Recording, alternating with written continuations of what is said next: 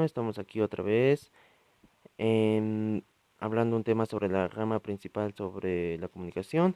El tema que estamos tocando hoy día, que es importante, sobre las definiciones lingüísticas, una rama muy importante de la comunicación para aquellos que están teóricamente estudiando este estilo de comunicación en principalmente el habla, la lengua o el dialecto o el socioelecto o lectos sociales. Entonces esto es muy importante. Bueno, empecemos principalmente con definiendo qué es la lingüística. Bueno, la lingüística es una ciencia que estudia la lengua, como su nombre mismo lo dice, y estudia la lengua pero como manifestación del mismo lenguaje. También debemos tener en cuenta que la lingüística centra toda su atención en la estructura, en la descripción de lengua, así como en los fenómenos lingüísticos que se dan en ella. También debemos acotar que es una ciencia social que estudia los fenómenos o manifestaciones idiomáticas para expresarlas y comprenderlas. Por último, se diría que la lingüística es un estudio de la lengua diacrónica y sincrónicamente. Bueno, ya que estamos estudiando la lingüística, debemos tener en cuenta que debemos estudiar antes de internarnos principalmente en esta ciencia, que es el estudio de la lengua diacrónica y sincrónica, debemos tener en cuenta qué es el lenguaje realmente. El lenguaje, en palabras simples, se podría definir como un instrumento el cual se comunican significados. Pero explícitamente podemos decir lo que, muy aparte de que transmite significados, todos los hombres que vivimos en una sociedad poseemos un lenguaje y por esa razón podemos comunicarnos entre nosotros mismos, ya que el lenguaje es un tipo de código estructurado. Por ejemplo, el braille, el mímico, las señales de humo, el lenguaje de los sordomudos, entre otros, porque nosotros desde tiempos ancestrales hemos buscado la forma de que las demás personas entiendan lo que tratamos de expresar. Y las discapacidades, como la discapacidad de las personas que no pueden hablar, entonces no son un obstáculo, sino una oportunidad para desarrollar nuevas oportunidades. Entonces ahí tenemos la lengua de señas y también debemos tener en cuenta que el lenguaje o la facultad del lenguaje sería un conjunto de componentes. Los componentes principalmente innatos, genéticamente determinados, capaces de guiar aprendizaje de otras lenguas o de nuestra lengua en sí. Porque debemos tener en cuenta que no solo es el lenguaje se divide entre la lengua o el habla. Y debemos tener en cuenta que nuestro lenguaje en sí se puede dividir en dos clases sociales principales, las cuales son las naturales o las artificiales. En las naturales tenemos como el castellano, el francés, el quechua, el karoshi, o también podemos incluir a la aymara, etcétera. Pero en las artificiales tenemos el lenguaje formal, el lenguaje computacional, el lenguaje matemático, el braille y etcétera. Esas serían las dos clases de lenguaje que tenemos. Bueno, pero tenemos que indicar qué es el lenguaje básicamente.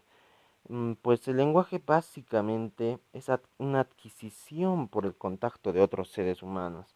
Debemos entender que es un conjunto de signos, de símbolos, que están organizados sistemáticamente porque comprende un conjunto de reglas y procedimientos que rigen su funcionamiento.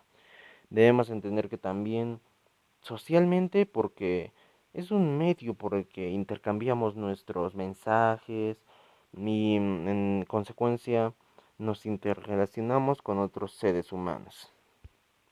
Bueno, ahora las características del lenguaje. Tiene seis características principales. El universal, racional, aprendido, innato, doblemente articulado y inmutable.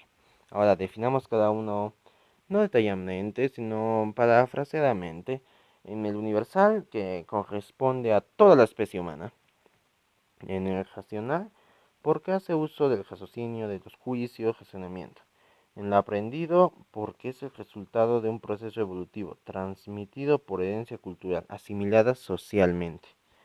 Doblemente articulado, presenta dos unidades, como las unidades monemas, que son significativas, y las unidades distintivas, o los fonemas. ¿Cuántas son? Monemas y fonemas, las significativas y las distintivas. Luego tenemos lo que es el lenguaje innato, una característica. El lenguaje es innato porque nace con el ser humano, nació con nosotros el lenguaje. Y doblemente articulado, ya que presenta dos unidades, los monemas y los fonemas, que ya me hemos tocado. Y también debemos tener en cuenta el inmutable, que no cambia con la especie. Durante las generaciones nuestro lenguaje se va a conservar, aunque no puede cambiar. Bueno, continuemos. Debemos incluir las funciones que tiene el lenguaje en nuestra vida cotidiana. Tiene principalmente 6 funciones que son ejemplificadas. Tenemos la función emotiva, la representativa, la conativa, la poética, la fática y la de glosa. En la emotiva principalmente es llamar la atención a una función sintomática. Principalmente consiste en relacionar el signo logístico con el número interno del hablante. Aquí el emisor manifiesta su estado de ánimo, sus sentimientos, y su mundo interno puede estar conformado por la alegría, el cólera, el miedo, el tristeza, la amargura. De esa forma es el emotivo, algo emotivo. En cuanto a la función representativa o denotiva, también se lo llama, denotativa, llamada también función de referencia, en la cual el emisor informa al receptor acerca de algo y para ello ambos construyen oraciones enunciativas, las cuales afirman o niegan, pueden afirmar o negar, algo que quieren transmitir o el mensaje que quieren transmitir, ya que el mensaje informa algo referente. En algunos ejemplos tendríamos como: tu hermano no está en su dormitorio. Es una oración negativa, no está. Y ese sería uno de los ejemplos de que están negando, informando algo a otro al receptor mediante la función denotativa. También tenemos la función conativa, que también es denominada función imperativa. O sea, la función imperativa lo que principal hace es que manda. Esta función tiene como finalidad principal mover la voluntad del receptor para que cumpla un mandato pedido. El mensaje está dirigido principalmente al receptor y solo a él. Es algo imperativa porque manda, es una orden. Un ejemplo sería: José, cierra la puerta. Es una orden. O no fumar, unos letreros, también es una orden.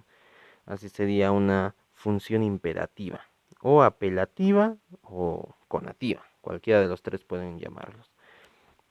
También tenemos la función poética, que está agregada por Juan Makorowski en 1936, fue agregado así nomás. Se llama poética o estética. En este tipo de función se manifiesta cuando observamos algunos recursos precisos, como las metáforas, la rima, los refranes, etc. Principalmente para llamar la atención sobre lo que es el propio mensaje. El mensaje debe estar referido principalmente al mismo mensaje. Unos ejemplos sería: te recuerdo como eras en el último otoño. Eres boina gris y el viento en calma. Ese es un fragmento del poema de Pablo Neruda.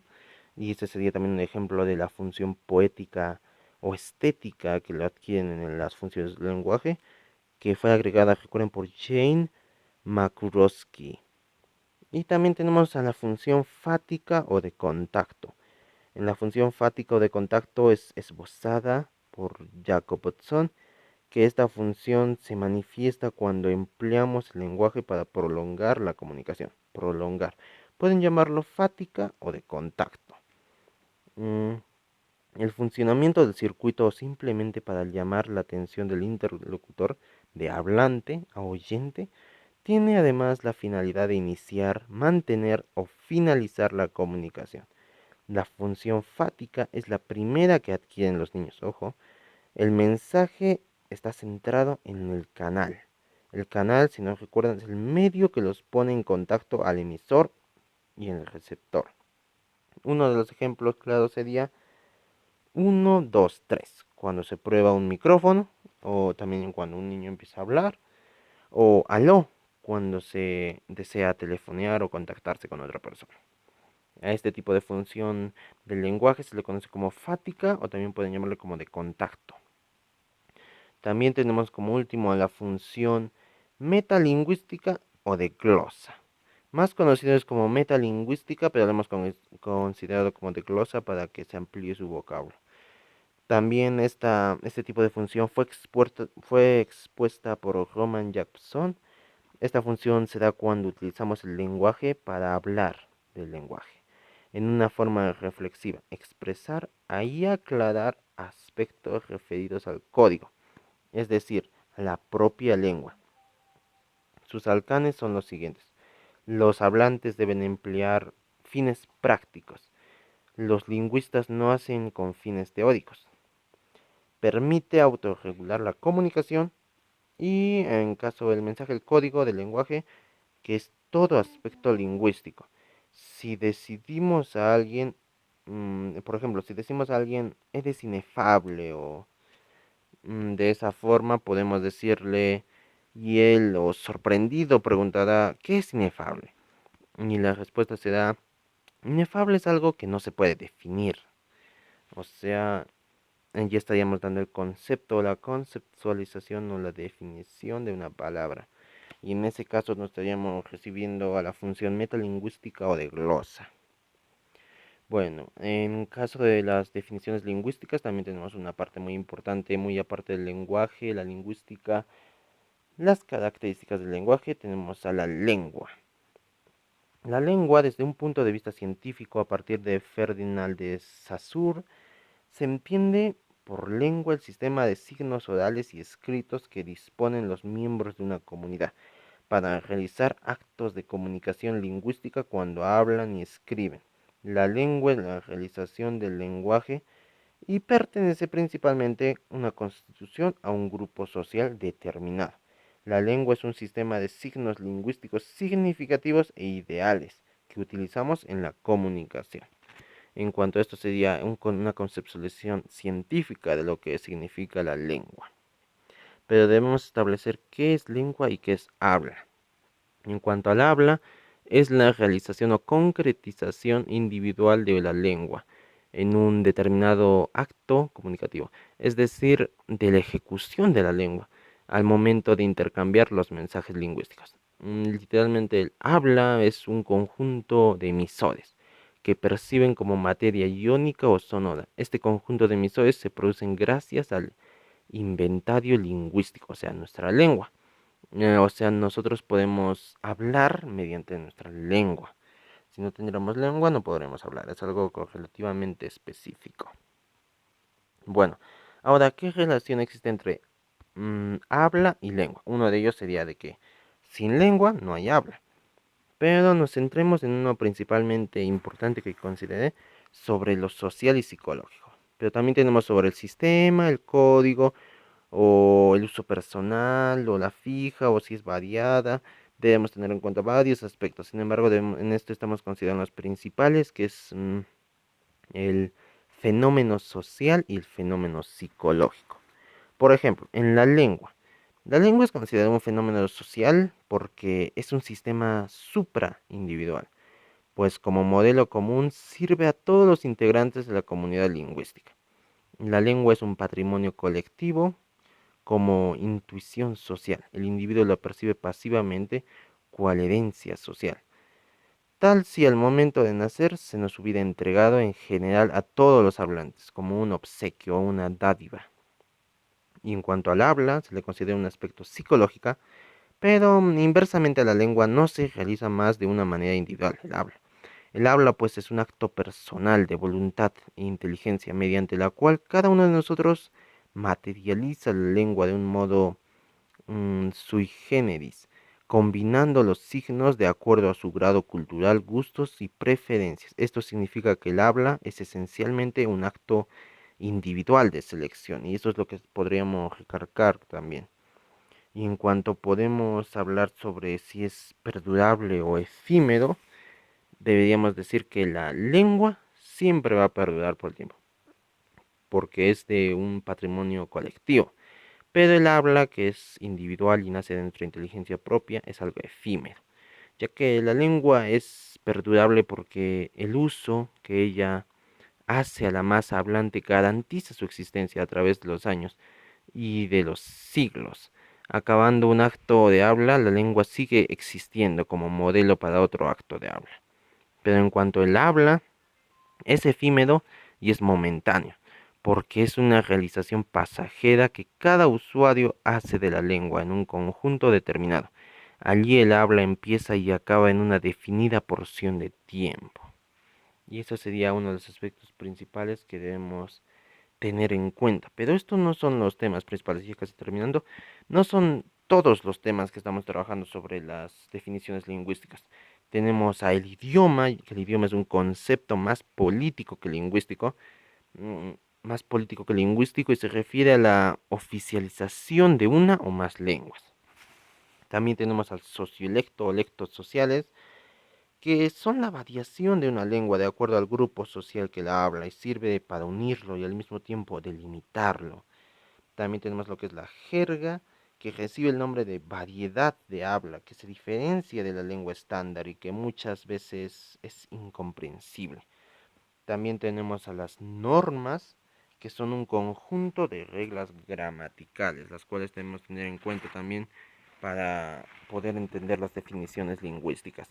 Pero muy aparte de eso también tenemos a los peruanísimos, ya que se le llama así al conjunto de palabras o giros que se utilizan en todo el Perú, o la pragmática o la pragmalingüística, ya que este es un subcampo de la lingüística, también estudiado en la filosofía del lenguaje y en la filosofía en sí.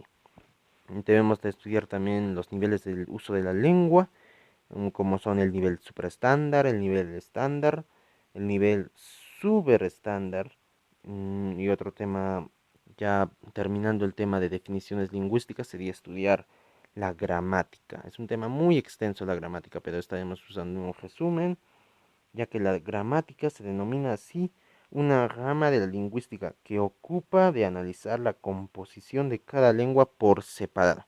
Imagínense cómo pueden analizar cada composición de nuestra lengua por separado. Nos llevaría mucho tiempo, pero aprenderlo es muy importante, aunque generalizadamente también nos va a ayudar para muchas situaciones de nuestra vida cotidiana y para ampliar más que todo nuestro vocablo. Luego estamos hablando del signo lingüístico o la comunicación oral o escrita. Temas muy importantes para nosotros mismos. Y son temas imprescindibles en realidad en los conjuntos de reglas gramaticales. Y por esa razón debemos trabajarlos, como es la inmutabilidad o la mutibilidad, la biplánico. Son temas que estaremos hablando. Y recuerden que también estamos con temas de física o matemática, tocando generalmente lo que es la geometría, la aritmética, la trigonometría y el álgebra. Recuerden también que en esta época de pandemia que estamos pasando, debemos quedarnos el máximo tiempo posible en casa, lávense las manos constantemente y más que todo establezcan los parámetros con las otras personas, ya que el virus se transmite mediante nosotros mismos. Nosotros llevamos el virus a otras partes de todo nuestro mundo. También esa es nuestra decisión, salir o no de esta crisis que estamos pasando. Recuerden siempre que juntos aprendemos mejor.